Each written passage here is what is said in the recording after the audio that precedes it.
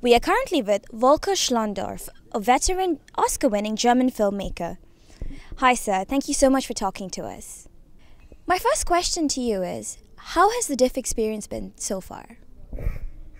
Well, it's amazing, first of all, for a filmmaker to come here and to see international films in a surrounding where you don't really know where you are. You know, it's very different from other festivals in that. And the other thing is that I did not get a feel for the audience. You know, the festival says it's here to expose the local Arab audience to filmmaking from all over the world.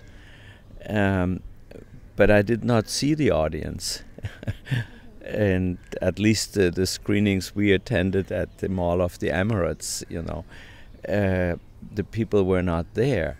And then I went to the creek and I saw all these crowds.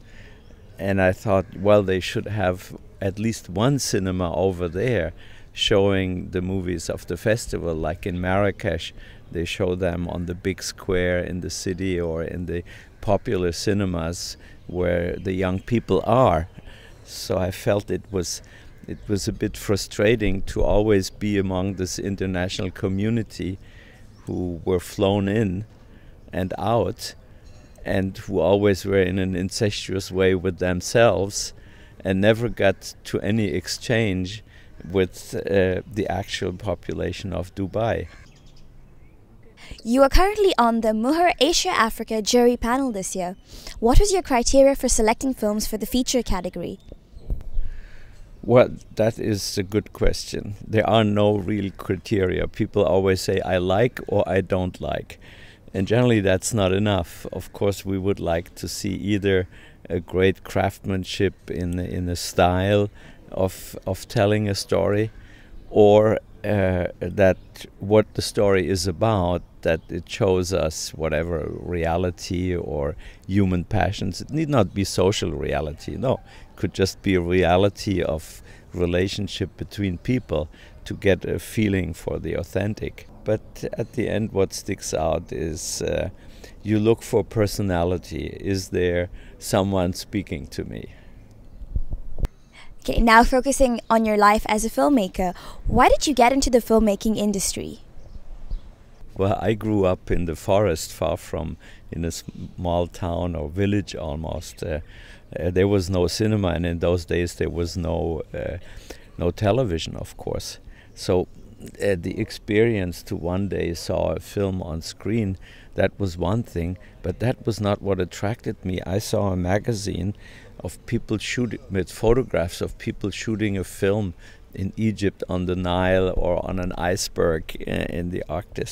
And I thought that must be an interesting job, to work in that thing where you get to see the entire world. And that, you know, boyhood dream of just exploring the world, that was my inclination then to become a filmmaker. You are known for tackling social and historical issues in your films. Why these specific issues? Well, if you're curious about the world we live in, you know, you'd like to find out how does it work. And if you see injustice, and that happens, or inequality even, you know, some people rich, others who suffer and try to make it, automatically you start to wonder, how could it be better, you know? And before you find the recipe, which is not for us filmmakers to find, at least we can show what we see, and so immediately you're engaged in some kind of a social thing. Also, you've done so many literary adaptations throughout your career. What are the kind of challenges you face when you do this? Well, I do literary adaptations out of incapacity of writing my own screenplays, which I do regret very much. Again and again I try to write stories myself. That's been going on for 50 years. I do literature out of necessity. And it kind of literature paid back very well to me. I love to read to start with. When I'm reading, I'm not imagining a movie, but I'm living the life of the characters, and they become like very close to me. In your masterclass the other day, you had mentioned that the camera is a significant tool in capturing a moment in life. Apart from having quality actors in your film, you had said that the kind of camera shots taken during the film process can determine whether or not an audience will be convinced of the authenticity of a scene. What about the role of editing? The role or the goal of editing is the pacing of the film. And it used to be, next to the camera work, the most important thing in filmmaking. Well, when it was, you know, when the theories were with the Russian filmmakers. In the silent filmmaking, the story was really told through the editing. You know, you had a close-up of someone, and then you have a reverse shot, and then there's no words. So a relationship comes through, you know, what you are seeing or what you are reacting to. You go from a very, very wide shot, all of a sudden you cut to a close-up and you see a worm on the ground, or someone is taking off his glass and looking at it. Those were editing moments that shocked the audience. That is all gone. The entire grammar of filmmaking has completely exploded through the digital, audio-visual, continuous stream of images and sounds that we hear wherever we go, on the cell phone, on a display here and there. So editing basically lost its role. I regret it. It's terrible. Anything goes. You can cut this shot with that shot, or this shot, and here another, or a pan, and it gets up. Nobody bothers anymore. Editing is also extremely important to improve acting. You know, no actor is always all the way through good. Nobody can sustain this tension forever. And a good editor is the one who picks the right moments and who decides how long this right moment should stay. A very good editor on that level could be a magician, because he would out of a I don't say out of a bad actor he can make a good one, but a good actor he can make into a giant. You are considered as one of the most identifiable filmmakers of the German New Wave of the 1970s. What impact do you think yourself and other filmmakers from this period have had on German cinema? Well, I think we gave a voice to a generation, which was our generation.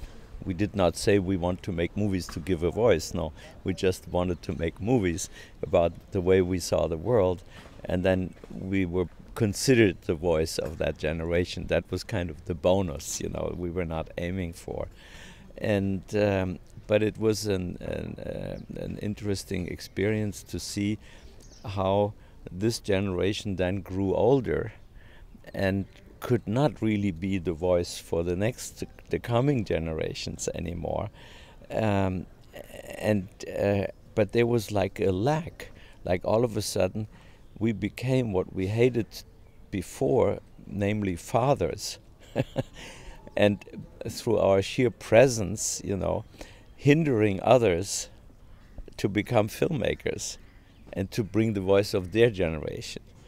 And that is an interesting process, and we're still waiting, in a sense, to be challenged to make way for others.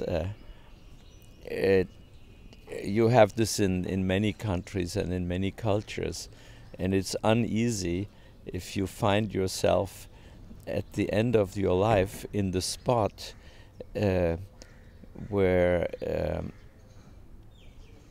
those were whom you attacked in the first place. And finally, as a veteran German filmmaker, what advice would you give to aspiring filmmakers? Oh, it's very simple. Just do it. It's really what I learned after years and years of hesitating and trying. You can only learn by doing filmmaking. There is no rule, no school. You have to learn by doing. And to do so, well, just go ahead and do it. And keep your eyes open, see what's going on in the world. And always think you're not making the movie for you, you're doing it for an audience. Thank you so much, sir, for your time. I'm Volker Schlondorff. I'm a filmmaker from Germany, actually in Dubai at the film festival. And I urge you to keep watching Manipal TV.